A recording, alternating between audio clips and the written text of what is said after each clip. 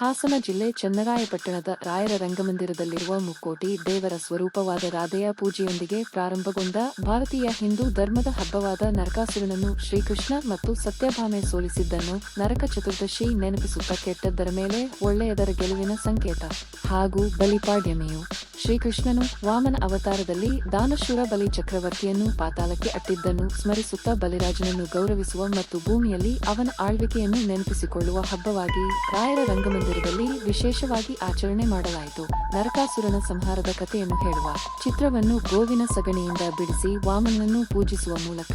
8 ಬಗೆಯ ನೈವೇದ್ಯವನ್ನಿಟ್ಟು ಮಹಾಮಂಗಳಾರತಿಯೊಂದಿಗೆ ಗೋಮಾತೆಯನ್ನು ಪೂಜಿಸಿ ನಂತರ ನೈವೇದ್ಯದ ಮೃಷ್ಟಾನ್ನ ಭೋಜನವನ್ನು ಗೋವಿಗೆ ಉಣಬಡಿಸುವ ಮೂಲಕ ಹಬ್ಬವನ್ನು ಆಚರಿಸಲಾಯಿತು.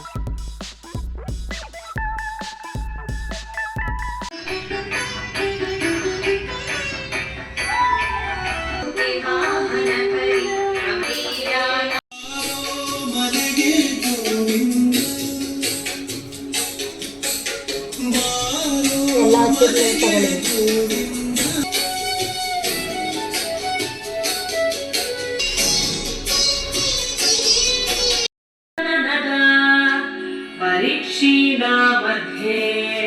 परिणतशल कवीन्द्रा कल्पन्ते कथमपि विरिञ्चि प्रकृतय अमरललना यान्ति मनसा तपोभिर्दुष्प्रापाम् अपि गिरिशसायुज्य पदवीम् नरं वर्षीयांसम् नयनविरसं नर्मसुजडम् तवापाङ्गालोके पतितमनुधावन्ति शतशः